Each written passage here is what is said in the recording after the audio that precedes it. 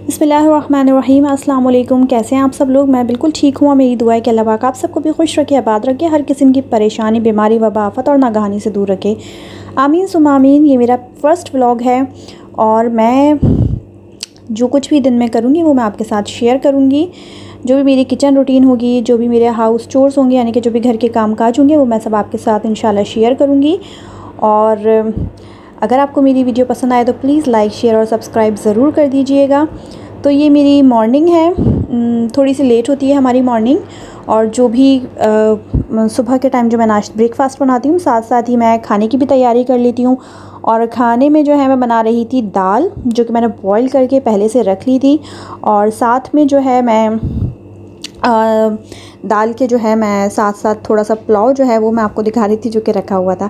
अच्छा, दाल बनाने के लिए मैं जो हूँ यहाँ पे प्याज कटिंग कर रही हूँ। बड़ी सिंपल सी जो नॉर्मल तड़के वाली दाल होती है, वो दाल मैं बना रही थी। और प्याज जो है वो बहुत ज़्यादा आजकल जो है ना वो मिर्चों वाली आ रही है। मुझे तो ज़्यादातर प्याज में बड़ी मिर्चें लगती है। मुझे पता नहीं क्या एलर्जी है प्याज से, क्या मसले हैं।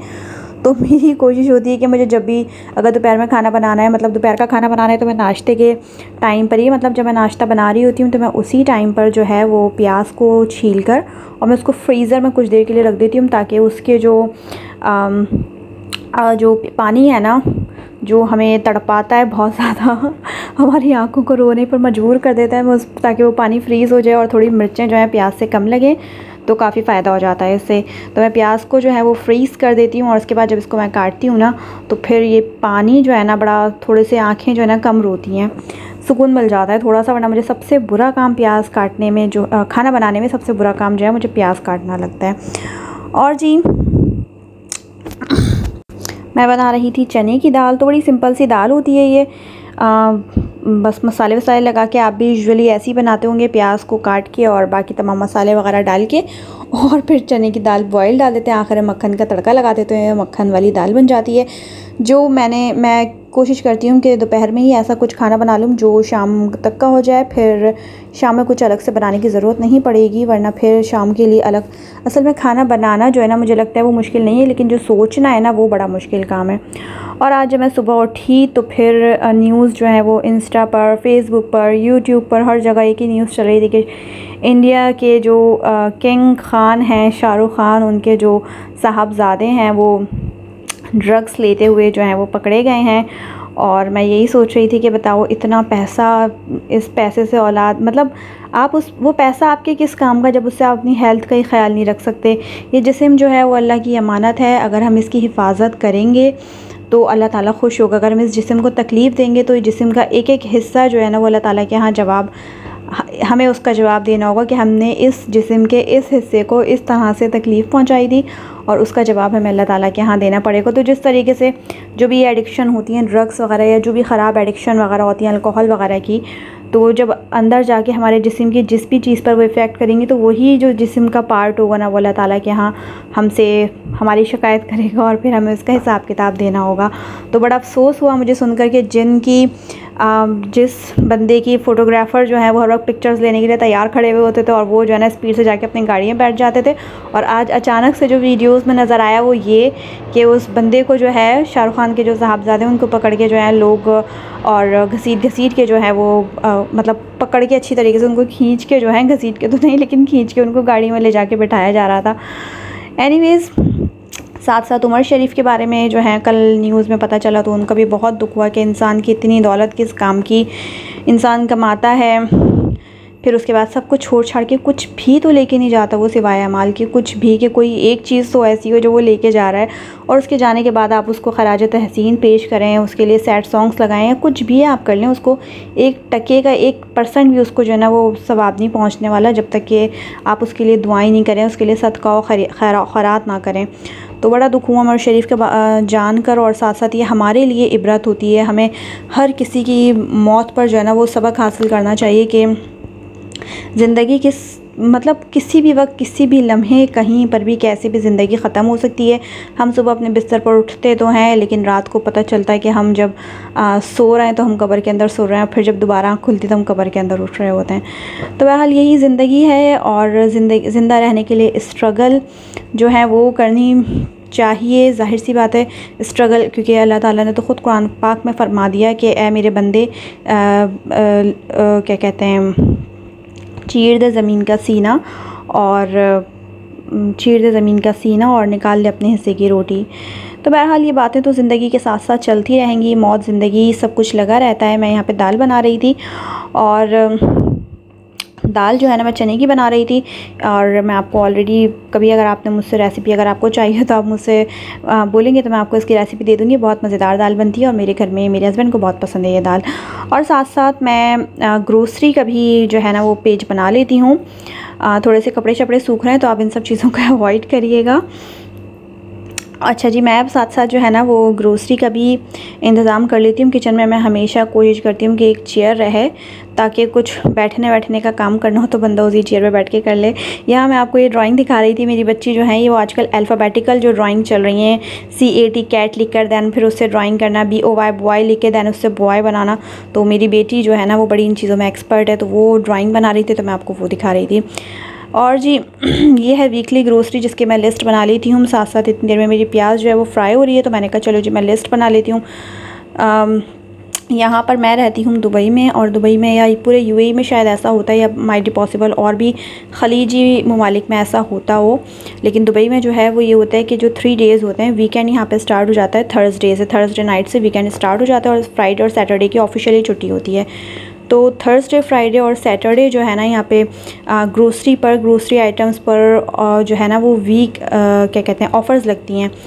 तो उसमें जो है ना मेरी कोशिश होती है मैं थर्सडे, फ्राइडे और सैटरडे में ही जो मुझे ग्रोसरी कुछ भी लेना होता है मैं कोशिश करती हूँ। कभी कभार ऊपर नीचे भी लाजमी कुछ ना कुछ मंगवाना पड़ता है, लेकिन कोशिश करती हूँ इन दिनों में मुझे पूरे वीक की जो है ना मैं लिस्ट खाने की बना लूँ और फिर मैं पूरे वीक का मंगवा लूँ। तो फिर बस जो मुझे वीक में जो भी मुझे खाना बनाना होता है ना, पूरा वीक मैं एक ही दिन में बैठ कर डिसाइड कर लेती हूँ कि मुझे इस वीक में जो है मैंने कड़ी चावल बनाने हैं, मुझे इतने दिन राइस बनाने हैं, इतने दिन सालन बनाना है, इतने दिन सब्ज़ी बनानी है। और फ्राइडे को जो है ना हम बिरयानी पुलाव इस टाइप का ही कुछ बनाते हैं। बाकी वीक में हम जो भी हमें बनाना होता है वो बनाते रहते हैं। तो मुझे जो भी सब्ज़ी, वेजिटेबल या जो चीज़ भी मुझे चाहिए होती है ना पकाने के हिसाब से, मैं आज के दिन बैठ के थर्सडे को बैठ के मैं डिसाइड कर लेती हूँ। ये सैटरडे था, सॉरी सैटरडे को, थर्सडे, फ्राइडे, सैटरडे इन 3 डेज़ में से मैं किसी भी दिन मंगवा लेती हूँ। तो जनाब सबसे पहले तो मैं मंगवाती हूँ 15 kg, जो मुझे हर वीकली मंगवाती हूँ 15 kg मसूर की दाल। जो मेरे पीजन्स पाले हुए नहीं है, लेकिन हमारे जो घर का बैकयार्ड है इधर बहुत सारे पीजन्स रहते हैं, तो उनको थोड़ा दाना वाना डाल दो तो वो बेचारे आके खा लेते हैं। तो मैं उनको थोड़ा सा रोज़ जो है वो दाल डाल देती थी। अब तो वहीं बैठे रहते हैं, तो उनको पाबंदी से उनका जब खाने का टाइम होता है तो वो आके बैठ जाते हैं। तो इनके लिए मैं दाल ज़रूर मंगवाती हूँ। और बाकी जो अपने सब्ज़ी वेजिटेबल्स वगैरह होती हैं जो वीकली मंगवाते हैं, आप लोगों के घरों में भी होता होगा, नमक, वो धनिया, पुदीना और गोभी वगैरह जो भी वेजिटेबल्स वगैरह होते हैं, तो मैं वो आज के दिन ही मंगवा लेती हूँ। तो इससे काफ़ी सहूलत हो जाती है और थोड़ी सी बचत जो है ना वो भी हो जाती है, क्योंकि वीकडेज़ में सब कुछ महंगा मिलता है। और बस जी साथ साथ जो है वो दाल के जो प्याज मैंने ब्राउन करने के लिए रखी थी, उसको हल्का सा कच्चा पक्का करके उसमें थोड़ी सी हल्दी, रेड चिली पाउडर, थोड़ा सा ग्रीन चिली पेस्ट, वैसे मैं जो है हरी मिर्चें साबुत डालती हूँ, उससे ज़्यादा अच्छा फ्लेवर आता है। नहीं था तो मैंने ग्रीन चिली पेस्ट डाल दिया था। और बस ये तमाम चीज़ें डाल के, टमाटर डाल के, थोड़ा सा अदरक लहसुन मैं भूल गई थी, अदरक लहसुन भी इसमें डलता है, मैं डालना ही भूल गई थी सिरे से। तो बस ये सब कुछ मैंने डाल कर और दाल को जो है वो मसाले को जो है मैंने पकने के लिए रख दिया था। और जनाब साथ साथ मेरी रेड चिली पाउडर जो है वो ख़त्म हो गया था, तो मेरे पास स्पेयर में रखा हुआ था, तो वो भी मैं इसको अपनी बर्नी में डाल दूँगी। अच्छा, यहाँ पर कभी आपको मैं एक छोटी सी टिप देती हूँ राइस बॉईल करने की। अगर आपके पास जो है वो चावल आपको बॉईल करने हो और आपके पास जो है ना वो टाइम बड़ा कम हो, आप क्योंकि चावल जब तक आप भिगोएंगे नहीं तब तक वो फूलेंगे नहीं अच्छे चावल, नरम सॉफ्ट चावल, अच्छा लंबा लंबा चावल नहीं तैयार होगा। और अगर आप भिगोएं नहीं ना चावल को तो चावल नीचे लग भी जाते हैं, और जितना ज़्यादा चावल भीगता है ना तो वो नीचे लगता भी बहुत कम है। तो ये मेरे पड़ोसी हैं, नेबर्स, जो उन्होंने मुझे एक टिप बताई थी चावल की, कि आप जितना ज़्यादा चावल को भिगोएंगे ना, बासमती नॉर्मल जो बासमती चावल होता है, अगर आप उसको भी 1-2 घंटे भिगो देंगे ना तो वो बेहतरीन बनेगा। बस आप पकाते टाइम उसमें पानी की थोड़ी सी क्वांटिटी जितनी रखते हैं उससे बहुत कम रखें, तो बेहतरीन चावल बनते हैं और अल्हम्दुलिल्लाह बहुत अच्छा चावल उतरता है।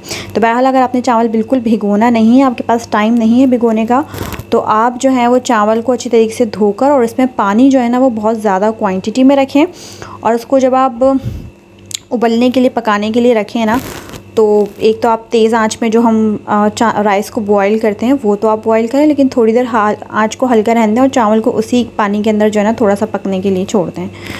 चावल जब उसी पानी के अंदर पकता रहेगा ना तो चावल वो सॉफ़्ट होना शुरू हो जाएगा, और जो आपने एक स्टेप चावल को जो भिगोने वाला स्टेप है वो आपने ख़त्म कर दिया, तो उसी में चावल जो है ना वो सॉफ़्ट अच्छे से जो है ना वो लंबा भी हो जाएगा, सॉफ़्ट भी हो जाएगा।